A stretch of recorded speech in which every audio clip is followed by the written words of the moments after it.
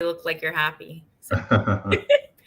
Hi, everyone. Great afternoon. Welcome back to Chai Together. I am your host and founder, Pratibha Day. Today, you're tuning in for your cup of courage, hope, and imagination. So on this platform, we use courage to showcase our stories. We use hope to overcome, and we use imagination to resonate and understand with the stories that are being shared. So with that, I'd like to welcome Mr. Barry L. Overton. How you feel? Hey, Pratibha, I feel great. I'm glad to be here as well. I know you've been doing this, man, over a year now. Yeah, I've been doing this consistently on a daily basis for over a year.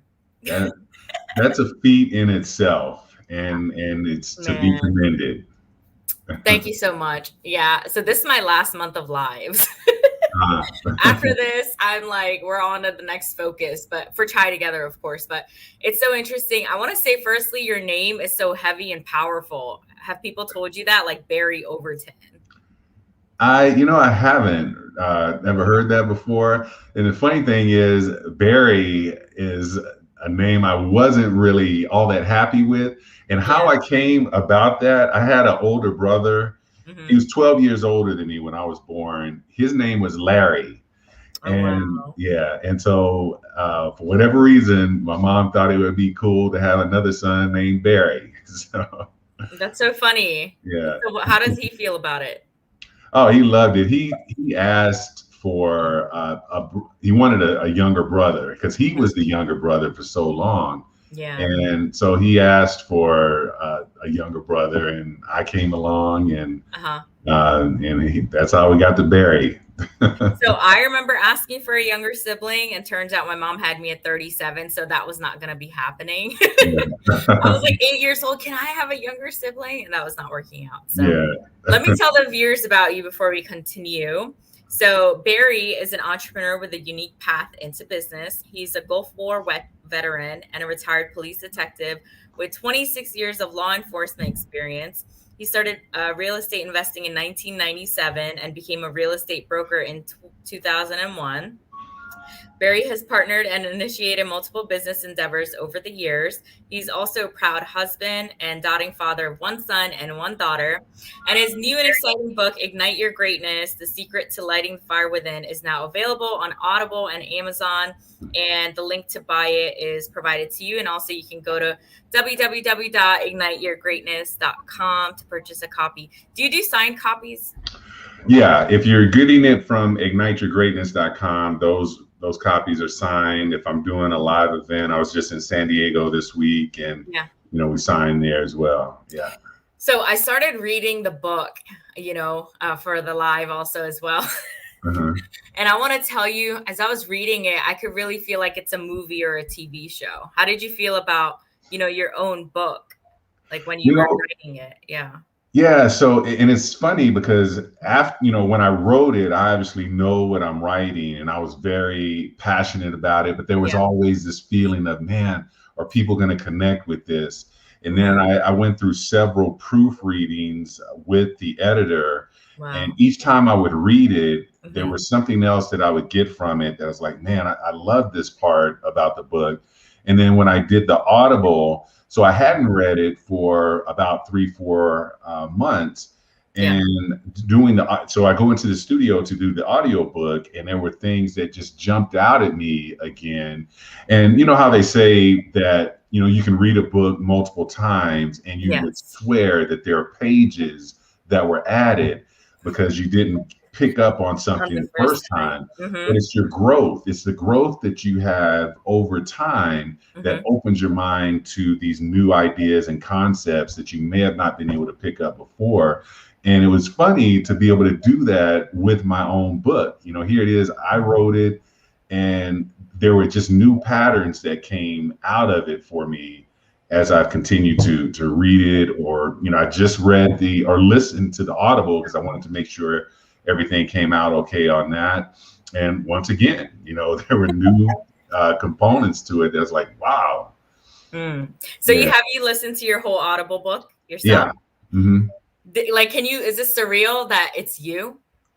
And that was the part for me that it was, writing the book was one thing and reading, but Mm. hearing my voice, and like when I'm in my car, Hmm. I it's going through the Apple CarPlay, and my face is on the screen, and my voice is coming out of the speakers. So Uh-huh. yeah, it was a little bit of a surreal moment Mm, to realize that. But it was also realizing, man, I did it. We did this, because it mhm. was something that I said, in writing the book.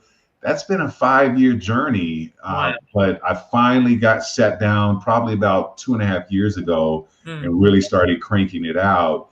And then when I made the decision to do the Audible version of it, same thing. It was one of those things where it's like, man, I don't know if I can do this, but I mhm, want to at least go for it.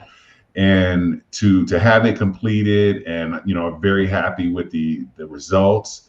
mhm. And yeah, so it's definitely one of those things, a sense of accomplishment with it. I always feel a wholesome vibe from you.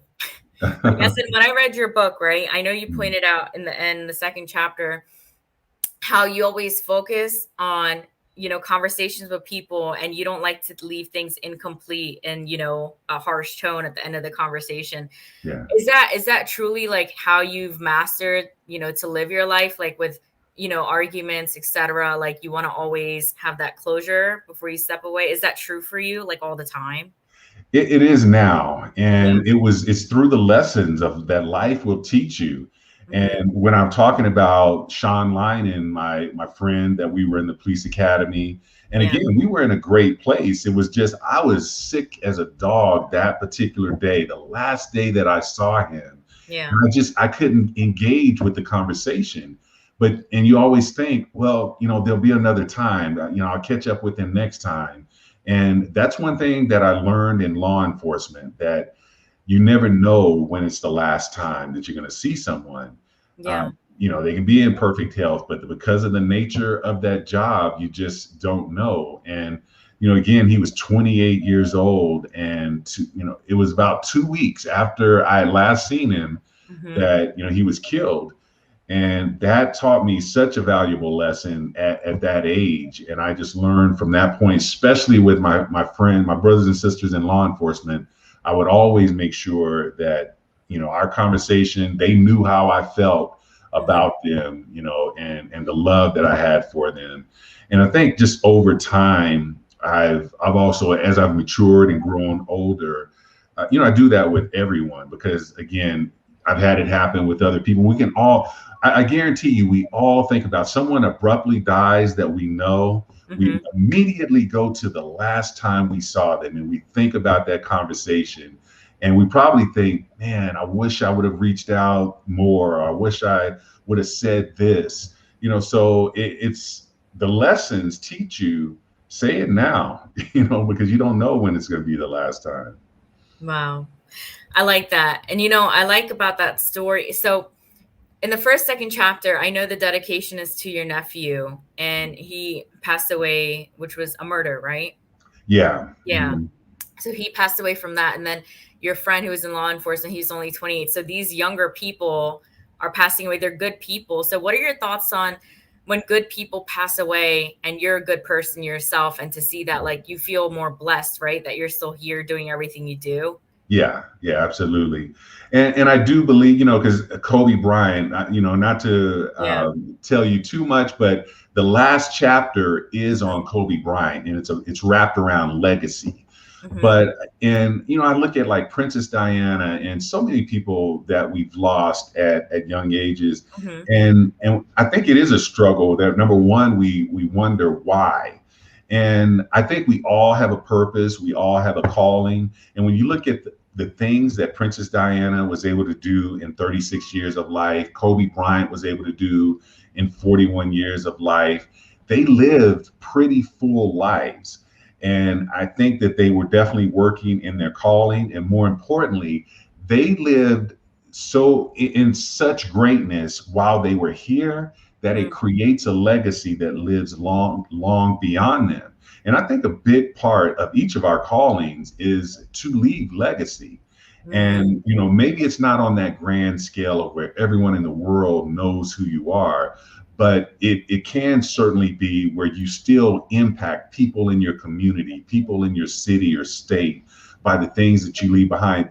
What you're doing right here with Chai Together, because it's recorded and it's available, this is legacy that you're creating. And long after you're gone, you could live another 80 years, but Chai Together will still be here after that. Yes, So that's yeah, my and, goal. and and I've listened to many of the messages that you had, and again, it's uplifting, and the stories that people share with you Oh, is something that someone in that particular day needed to hear, but someone 80 years from now, when they just happen to click on it, they're going to need to hear that same message.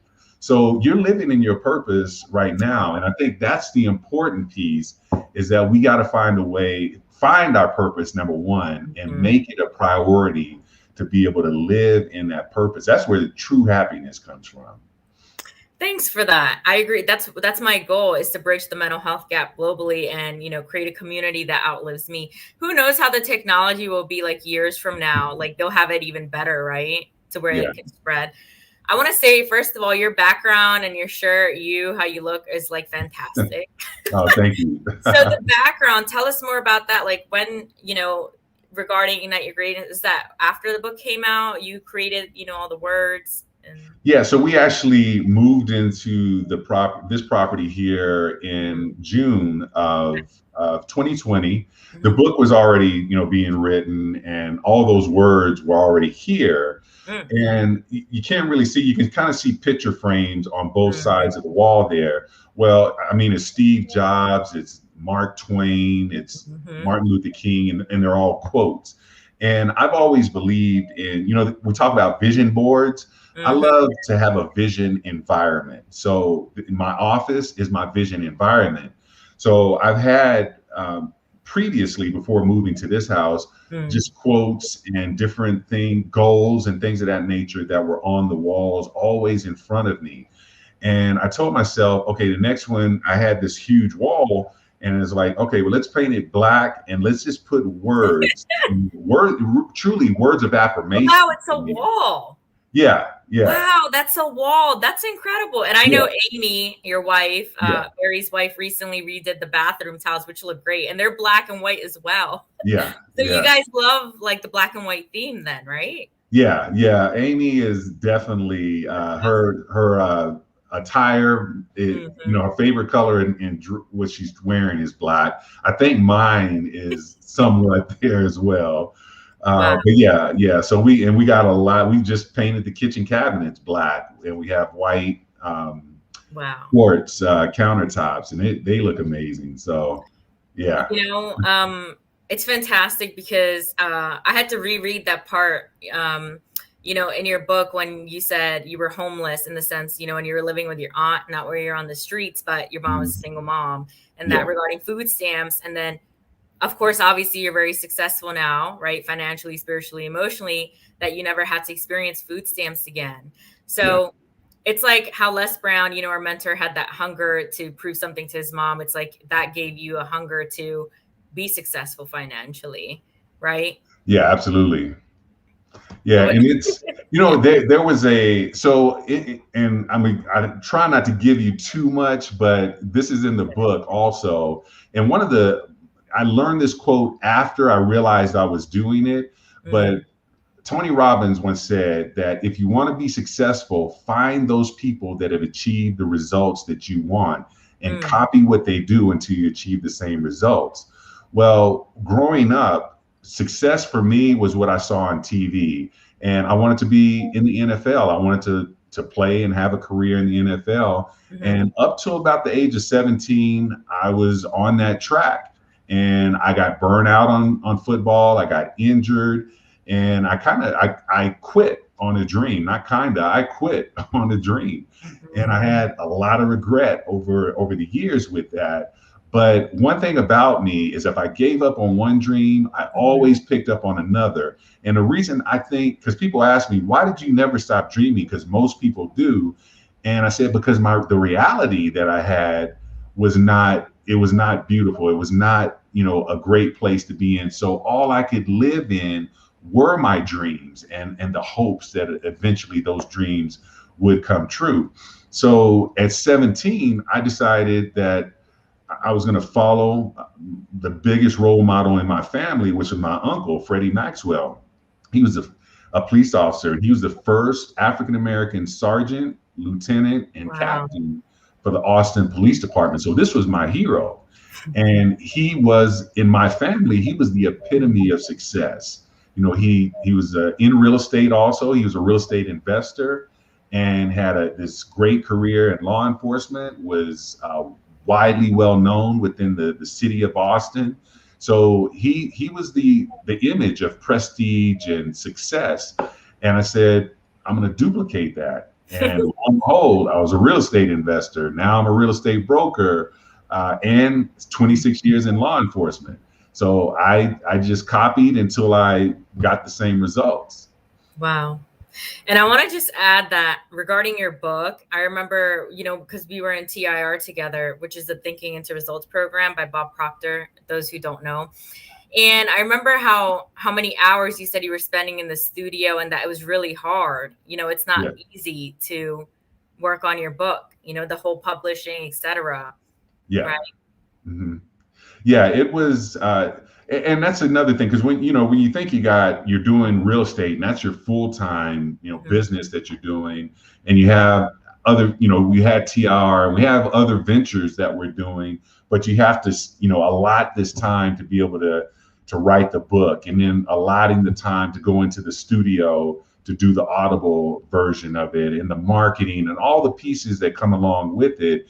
But the things that are important to you, you will make a priority, and you will get those things completed. And I think that was the biggest thing for me, is how, once again, I had to have a driving force for myself, something that made me wake up every day and work on the book. And what that was for me is realizing, again, I've had, because Sean was the first police officer that I knew personally that was killed in the line of duty, but there were many others after that. And, people that just died of illness abrupt, out of nowhere or at a very young age. So one thing I learned is that tomorrow is not promised. And, it would be arrogant of me to think that I have tomorrow to work on this book. So let me get as much as I can today. And me and Amy had a deal that if something happens to me and this book is not published, work with, I had a book coach. I said, work with her to somehow get whatever I do complete, get it out. And so again, but that was the drive for me. That was the thing of just realizing, why do you think you have tomorrow? So just always realizing that I got to keep pushing forward. And I really kind of approach everything that I do from that particular aspect. If I have a goal, I don't want to stretch it out over a period of time if I don't have to. And we learned that in TIR about, setting the goals and making them big, but also, putting a date on it as to when we're going to complete it.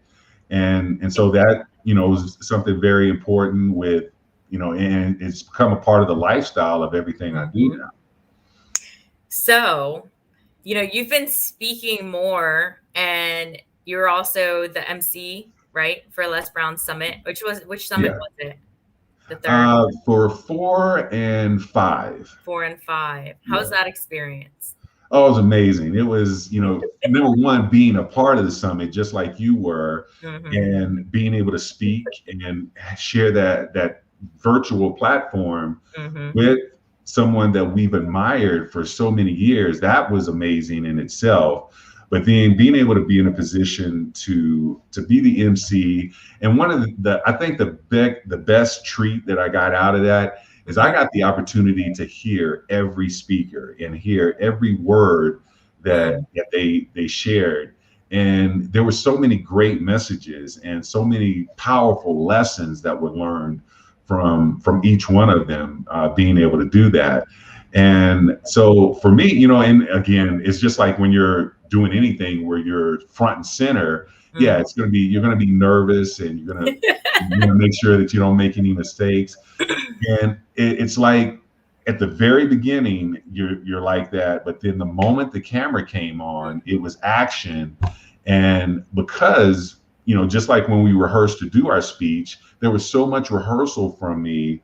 Everything was just automatic from that standpoint. Yeah, you're going to have the technical issues that come up and things of that nature, but you just roll with the punches on that.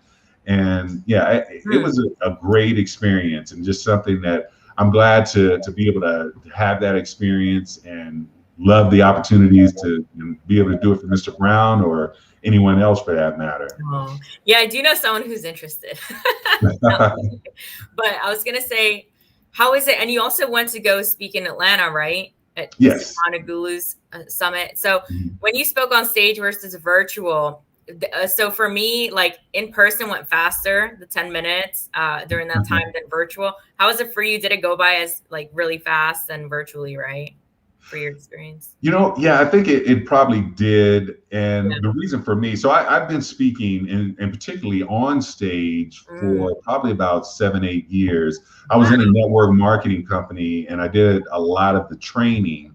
And one of the areas that I trained on heavily was mindset.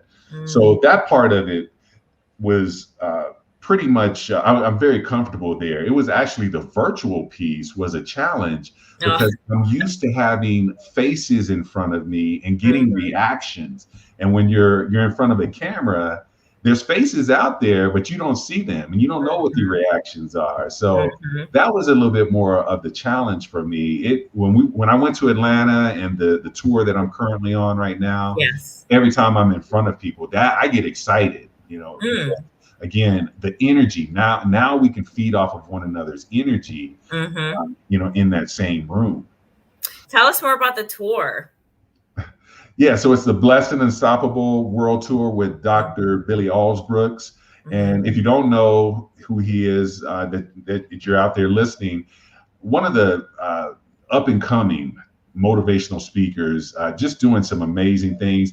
He's very unique because he has this music background. He was a rapper probably for 20 years or so. And so he's able to take motivational speeches and turn them into music, turn them into poetry. His next book is going to be a motivational book, but it's all poetry that he's creating. So it's been really cool to be able to learn from him and the nuances. Just like, again, we had this opportunity, this amazing opportunity to learn from the best in the world, Mr. Les Brown. But now I'm having this opportunity to learn a whole different area in regards to speaking in a different mindset, because again, I'm not musically inclined, but I am creative. I'm creative, like from a digital or video aspect of things. So I can definitely respect the art that Billy has put to motivational speaking. But it's been great. It's given me the opportunity to sell my books at the different events that we go to. One of the things that when I reached out to him, it was the book came out in November. He was going to Seattle for an event, and I was actually just going to go to that event as a spectator in essence and be in the audience. But I asked him about opening up for him, and he's like, "Yeah, absolutely." And that event ended up getting canceled in December because our COVID numbers were like going crazy around the country. But he started a new tour, 27 dates in January. So the first one was in Miami, and went to that event. We've done Houston, San Diego, we got San Antonio, Denver, and Orlando coming up. So yeah, it's been great to. And one of I'd say honestly, the best part about it, because I'm doing the same speech in every city, and it's being able to refine, and they say, it takes 10,000 tries or 10,000 practices to master something. So I'm in that mastery stage of one speech, and I can see the difference because I record myself from when I first started to when I'm doing it now, and I can see the growth that's happening there. So that's probably the biggest plus that's come out of it. It's like you're the underdog. It's kind of like, you weren't all over the place, as socially active, like in, groups and stuff. But it's like you really listen and apply to what Les said when you master the one speech. Like Yeah. truly walking, that path, and you going on tour, speaking, releasing your book, being a real estate broker now, and like leaving the past careers behind. All of this, like you've grown so much since I met you. So I feel like by the time I'm done school, like, with my license and all, I feel like you'll be living in a mansion somewhere in another country.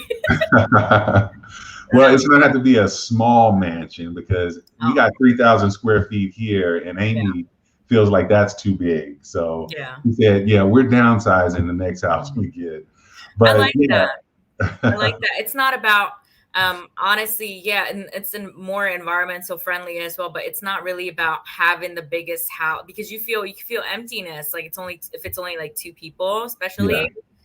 It's not about that. It's about what's here and like hmm what you do on a daily basis, I believe personally. Because when we first started TI, I was dreaming like, oh, like this really big, in Spain and here and that. And then I'm like, I like essentialism. Like I would like to build my own tiny house, tiny oh houses, yeah, right? yeah, Like the yeah, tiny homes and hmm minimalism. So I'm like, yeah, that's more of my style in nature. Even when I am super financially abundant, like physically, it's like, you don't need more than what you need. You know what I mean? So yeah. I like that. Do you mind if we now shift onto knowing a bit more of your like personal mental health journey, or something you'd like to share regarding that? Do you have any experiences that you'd like to share in these? Man, do I? So yeah, and when we first talked about doing this, it's probably been over a year ago. It's taken us a little bit of time, but the beauty of it is there Yeah. were experiences that happened between that time that now I do get to talk about. Wow. But when we first talked about it, that brother that I was just telling you Yeah.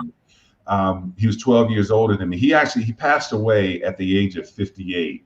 Oh, wow. And yeah, and it was he's in the book as well. And it was through his life that I learned so many lessons. See, when I was a kid, he was teaching me about the birds and the bees long before he should have been. I was like 7, 8 years old.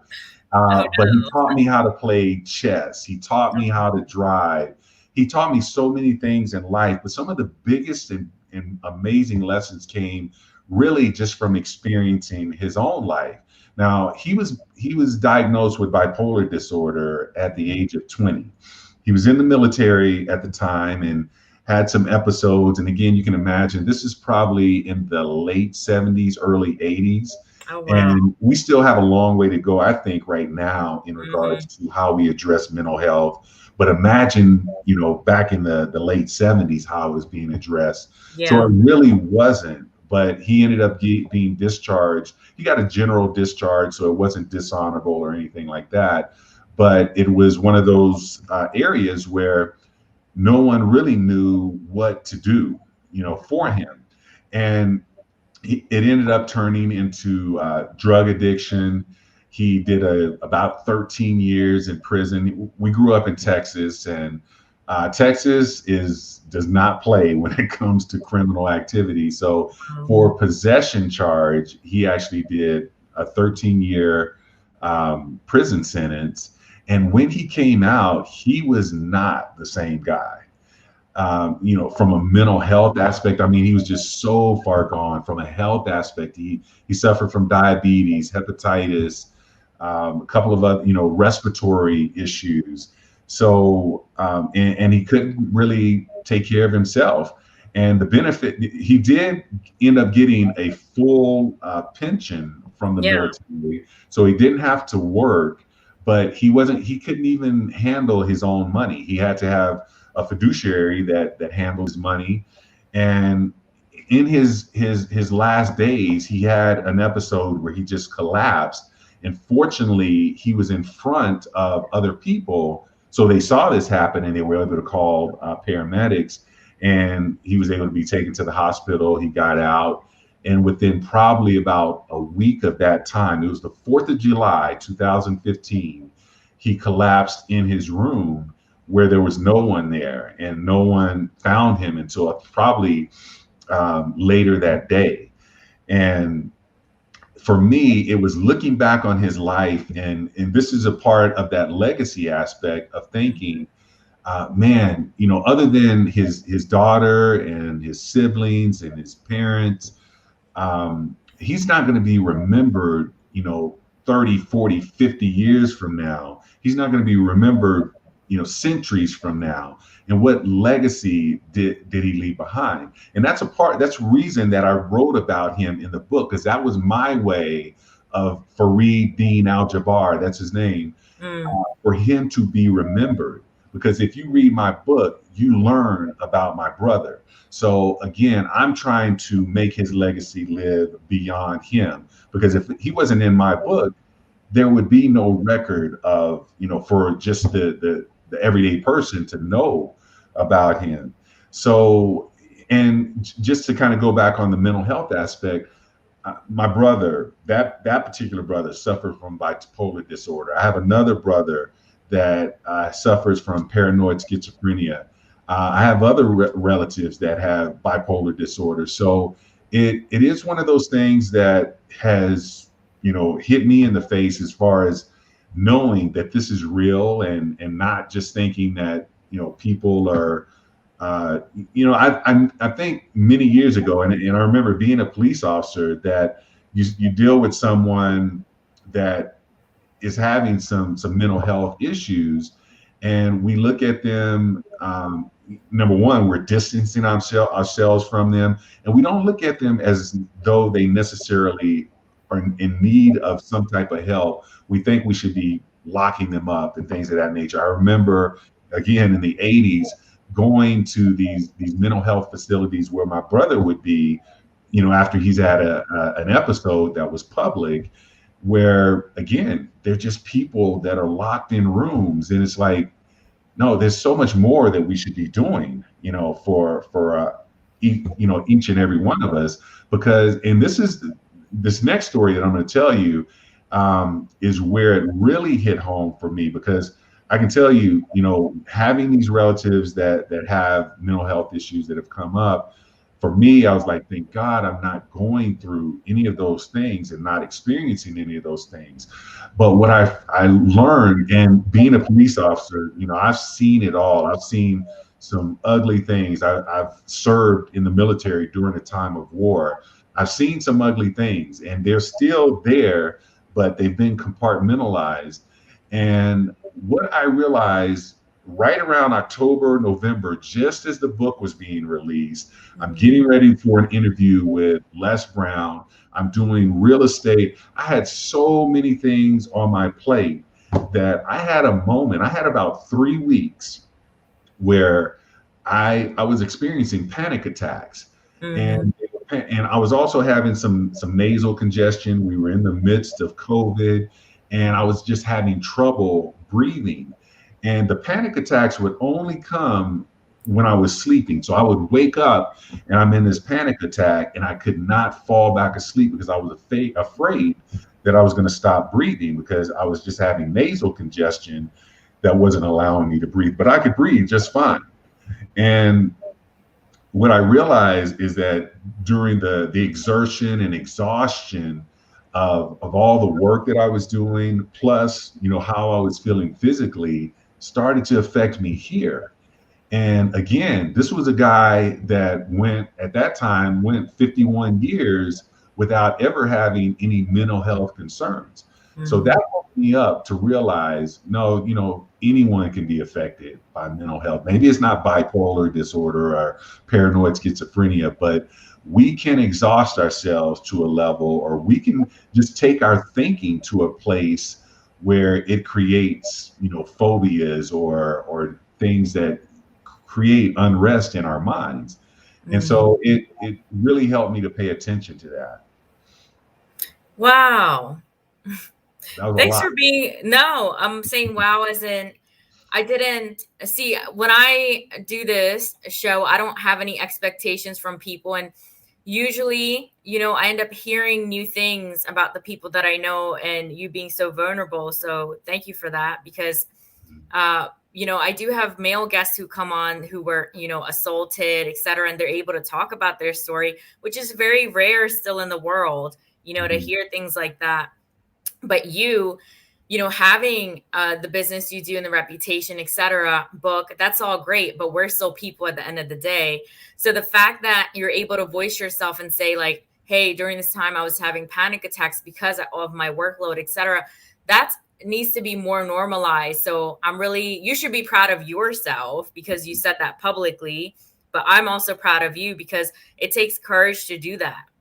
It's really Yeah. not easy because I was told by mentors and coaches, like, my actual mentors and coaches that, when you're going through something and you publicly announce it, people during that time, people will see you as weak. Why would they want you to be their coach, et cetera? Mhm. And I asked someone else that prior, like, what are your thoughts on that? Like, do you feel because you voiced yourself now it affects someone coming to you for help, or your reputation? Like, do you think that way? I don't, and I think it's important to be able to share that message because, again, I didn't realize that I was capable of going through those issues. And I guarantee you there's people that are listening to this right now Hmm. that are like, yeah, that happens to other people. That doesn't happen, to me. Yeah. And another part of it that I didn't touch on, but I'm going to share here now is that we've heard the beast mode, or we've heard, Right. 24/7, 365, grind, grind, Mhm. grind. And that's exactly what I believed. I felt like, if you're not doing that, then you're not pursuing your dreams. I don't need sleep, Yeah. all these different things. Sleep is for suckers. We've heard that. And what I've learned is no, sleep is for health. Sleep is for Yeah. me to refresh myself so that I can pursue my goals tomorrow, the next day. I gotta plug in the battery and recharge so I'm ready for the next day. Yeah. And I can't get caught up in believing that I can go 24/7. Mhm. And maybe at a certain time when I was in my 20s, you could do a lot more. But as you grow older, you got to realize you got to take care of your body, and part of the body is the mind. Mhm. That was the thing for me as far as working out. And um, because I know Amy's probably looking at this. She's trying to eat better. I have a wife that eats great. I don't all the time. But again, I was taking care of the body. Mhm. And this was a moment where it told me, okay, you got to take care of the mind as well. Mhm. And so that was the lesson that I learned from it. And if I learn a lesson from something, whether it, causes for me to have to be transparent about some things that are hard to talk about, but if Mm. there's a lesson that someone else can learn, I will share it. Wow. I did see a post of you and Amy just relaxing or going on holiday and stuff. And I was like, that's very nice. Like, I've never seen a post of you relaxing, like post something that, oh, you guys are just sitting down together, so that Um, it's like when you do see that with someone who has such like a occupied schedule, it's kind of nice that, hey, you're taking time for yourself, not always showing like your go, go, go. That's not yeah, real. I mean, yeah. it was real for you, but you Mhm. realize that because last year 2020 when we were doing these multiple programs and balancing everything, everyone was burnt out from my understanding, everyone I spoke to, Mhm. and I was burnt out myself, and I was going to school while I was doing everything I was doing with you guys. So Mhm. I still made it through and graduated, but I was so burnt out, like Yeah. while doing lives. And that's just my transparency. But regarding panic attacks, you know, I had a panic attack not too long ago, but that wasn't from my own. I would say possibly I was triggered. That's why I had one, but I was triggered Mhm. because of my mom's health. So my mom was in the hospital for a month, and she had come back, and she was having episodes. And, in caring for her and calming her down, I ended up, having one myself because of my Mhm. environment. But that was just that one time, but I hadn't in so long. And I had to question myself, why is this coming up? Like, it's not me. It's something that was projected onto me. You know what I mean? It's not Yeah. because of my own stuff. It's because someone else is freaking out and it's making me freak out, you know? Yeah. But panic attacks are really serious. Um, yes, you're right. Anyone can go through them, especially people in corporate life. I don't know if you've seen the show This Is Us, I believe it's called, and Mhm. very successful. He was doing great, and he just had a meltdown. The Mhm. gentleman in the show, and his Yeah. brother came to help him. So there's no age to this. There's no You could be healthiest possible mind, spirit, soul, but there could be one day where something happens and you can lose it. But Yeah. it's normal to also lose it, but to not have it be on a daily basis. That's how it becomes a disease, you Yeah. know? Mhm. So thanks, Andrea. The mind is the core. But yeah,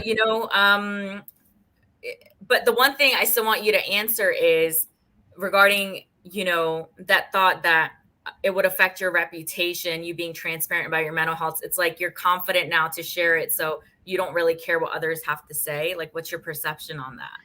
Yeah, and I think I've always been in that place, and no matter what's going on in my Yeah. life, that I don't really get caught up in what others think about the decisions that I make, or if it's the right decision for me, the right decision for my family. Those are the things that I'm going to do. And then same thing with this is it was more important that I'm able to share it from a perspective of helping someone else, Mm, because again, what I learned from it is that, because just like you mentioned it a minute ago, I always looked at that as weakness. When people would have, maybe again, they're not having bipolar disorder or something that's yeah. diagnosed, they're just having a breakdown because they're overwhelmed with life.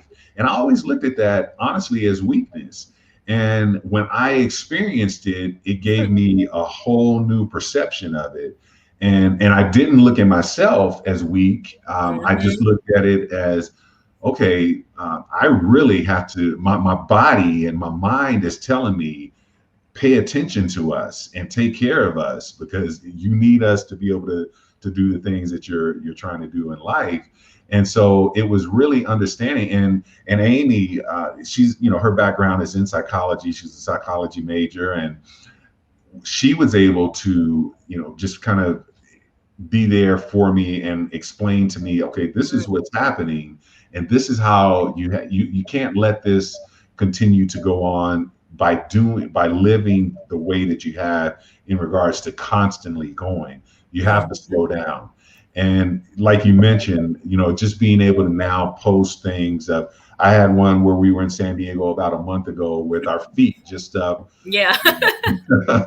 And it was a picture, so you couldn't hear. There's a waterfall that's right outside of our balcony there, and just hearing the water and feeling the breeze and the trees, the palm trees right there moving around and things of that nature. Oh. And we do quite a bit of that. We just don't post it as much. But Mhm. I agree that I want to post more about that, because I want people to understand that, yeah, I have multiple businesses that I'm running and all these different things that I'm doing, but I take time for myself, and I do that on a daily basis.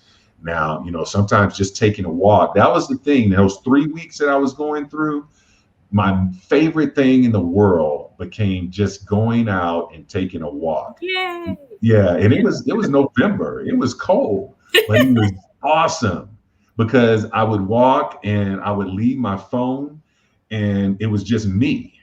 And I was Yes. away from everything. I didn't, get any calls on real estate or any of that stuff. And so that was the best thing in the world. So I make sure to make it a point where I can still have those moments throughout the course of the day. Wow. So would you say you're happiest now, like overall?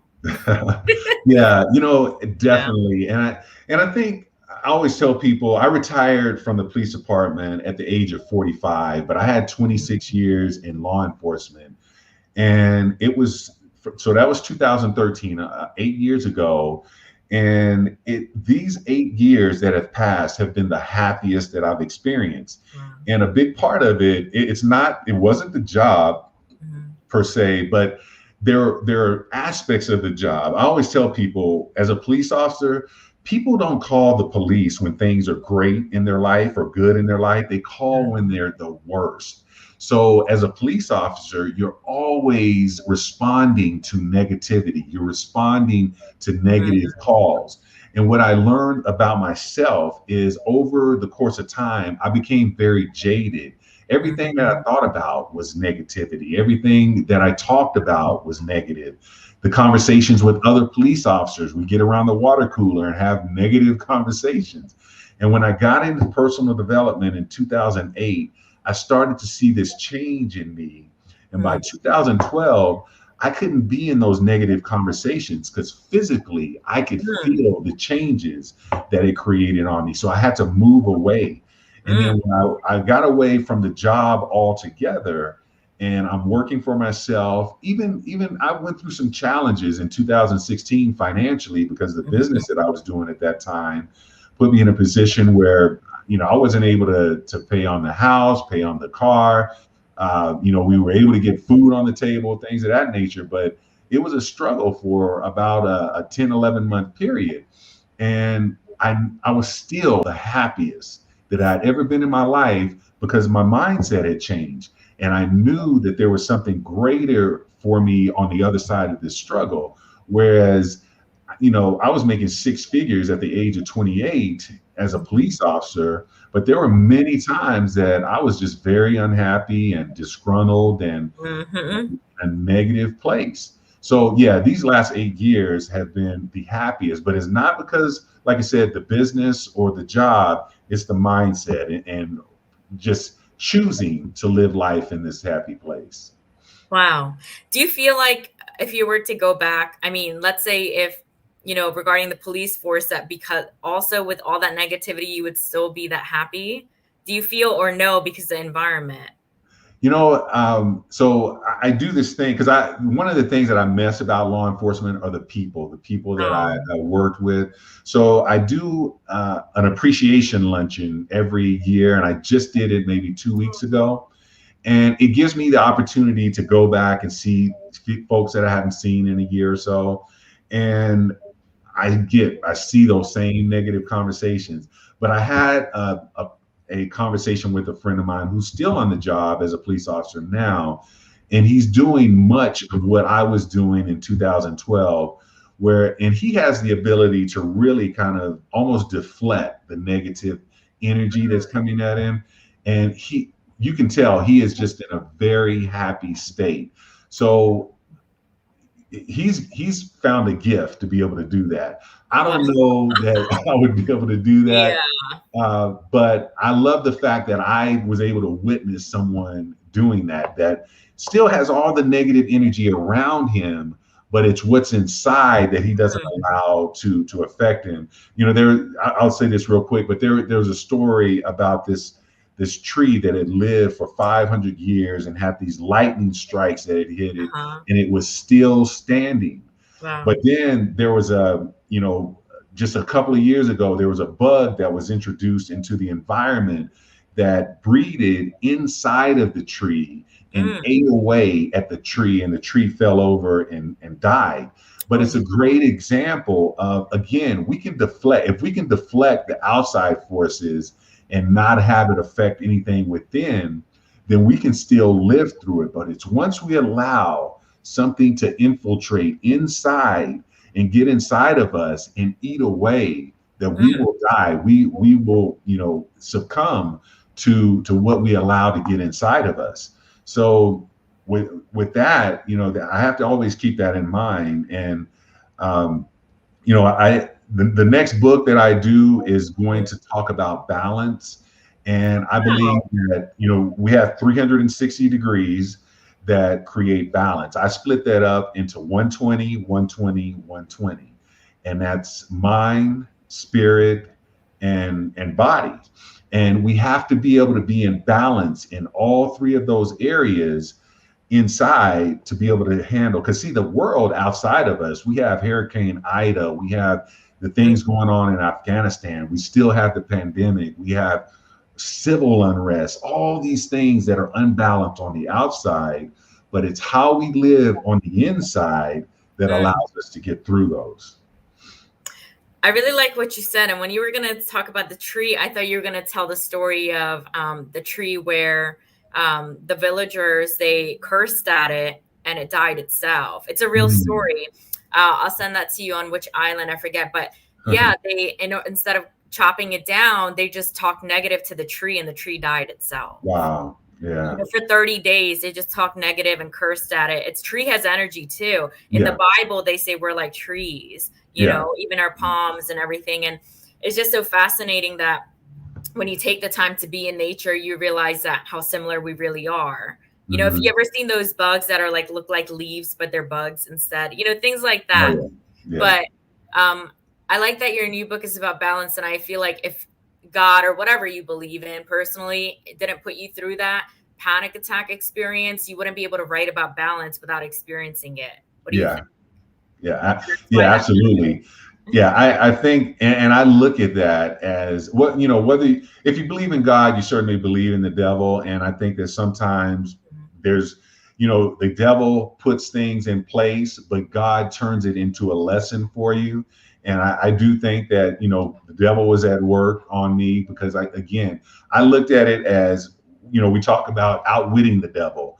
Yeah. And I looked at it as he saw, okay, this guy is getting ready to release this book that's going to Hmm. impact people. And let me throw him off right now. And again, I turned to God in that instance, and God made it a lesson for me that now, okay, I figured out what I needed to do for me to be able to get through that. And now I can share it with others. So anything that the devil means for evil, God will make good.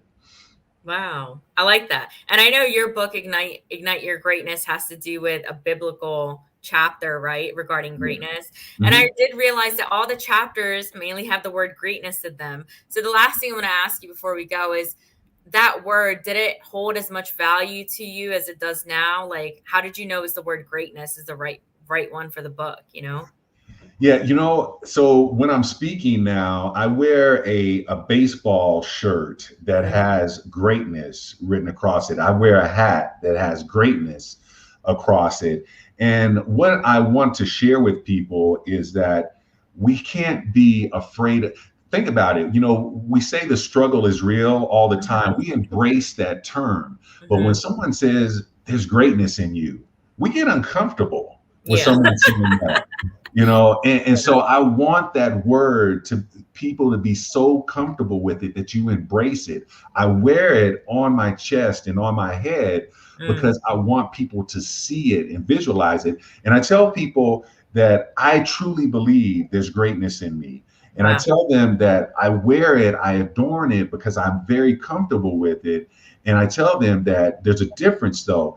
It's if I think greatness comes from the things that I am doing, then Hmm. that's arrogance. But if I think and know that greatness is coming from God and He's just using me as a vessel, Hmm. that's boldness. And I'm working in boldness in regards to greatness and being able to share it with other people. So for me, and then the last chapter, and I may have even mentioned it in one of the earlier chapters, but Kobe Bryant, when I was researching him for that last chapter, Hmm. someone asked him, what is the definition of greatness for you? And he said he kept it plain and simple. And he said it's your ability to inspire the next person, your Wow. ability to take your gifts and talents, whatever they are, and inspire others, and to have that continue as a domino effect. And that's how I look at it, because you think of what he did on the basketball court, it's inspired so many kids. But Pratiba, what you are doing right now with this is inspiring people. Mm, So that's how we live in our greatness. And so it doesn't have to be fame and fortune and being, at the top of your game in basketball or football or whatever the case may be. mm. It's simply identifying your gifts and talents and using them to the point where they inspire other people around you. Wow. Well, thank you once again for complimenting me. Oh yeah. Would you like to share anything else? So yeah, I can certainly close it out just by stating, kind of going back in regards to that greatness aspect Hmm. and understanding. One of the things that I shared in the book is I prove greatness, that Mm, we all have it inside of us. And being I was a narcotics detective as a police officer, so I was used to going into court and having to build a case and prove it beyond a reasonable doubt. And so that's what I did in the book, because I said, there's greatness in you, and I'm going to prove it. Mm-hmm. And I want people to walk away from it. In those the first third of the book is about proving that we all have greatness. The second third of the book is about showing you how to ignite that greatness. Now that you believe in it, let me show you the steps to really step into your greatness and light it on fire. And then the last third of the book there's 4 stories that I share of ordinary people that are doing extraordinary things that most people don't know, but the people that do know them, when Mm-hmm. you would personify them as being best described as greatness. Wow. And so just showing, evidence of greatness. So again, what I want to leave you with, I just want to leave the viewer with one of the areas that I prove greatness is I talk about the odds. And I just did a video that I released on this where I was sharing, the odds. As soon as we hear the word odds, we think about, the odds being stacked against us, something that is hard to get over. And so I use the odds of being struck by lightning are 3,000 to 1. 3,000 to 1 that in your lifetime you will be struck by lightning. Mm-hmm. The odds of being bit by a shark are 3.4 million to 1. Wow. A person will be bit by a shark. 175 million to 1 are the odds of winning the lottery. So pretty steep odds. Now I can tell you, I don't know anyone that's been bit by a shark, struck by lightning, or won the lottery. But the biggest odds in life, 400 million to 1 and 400 trillion to 1. 400 million to 1 are the odds of one human sperm cell and one human egg coming together to create an embryo that grows into a fetus, and eventually we give birth to a child. 400 trillion to 1, according to Mel Robbins, is just the odds of being born. But Wow. yet still, there's 7.5 billion of us that are right now, right in this moment, that have beat the greatest odds in life. So if that's not greatness, I don't know what is. That's such a funny ending. I like that, though. It really emphasizes that you should really do something with your life because you're born. Yeah, exactly. I like that. You got Thank purpose. you so much. Thank you so much for your time today. Everyone really Absolutely. enjoyed Thank this. you. And do you one more thing I want to ask is do you plan on doing more work with your voice? Like maybe some voiceovers and acting, or like no? Yeah. Yeah. And it's so funny because all my life, since I was in my 20s, I was told, man, you got a voice made for radio. Yeah. And, I didn't know what to do with it. But we live in the world of podcasts, and we live in the world of voiceovers and Fiverr, and the ability to take these gifts and talents and use them. So I do have a podcast, the Greatness Ignited podcast. We're in the process of doing the second season on that right now. And so I really enjoyed doing my own book. I'll probably do the next one as well. And I'm starting to do motivational speeches also. So those are right now the areas that I'm looking to use it, but always open to any opportunities if they come along to be able to use my instrument and share it with others. I like it. When they come along. Yeah. Yeah. Not if. Thanks everyone for tuning in. Once again, Barry, thank you for your time today. And I hope you have a great day. All right. Thank you. It's great. Bye for now.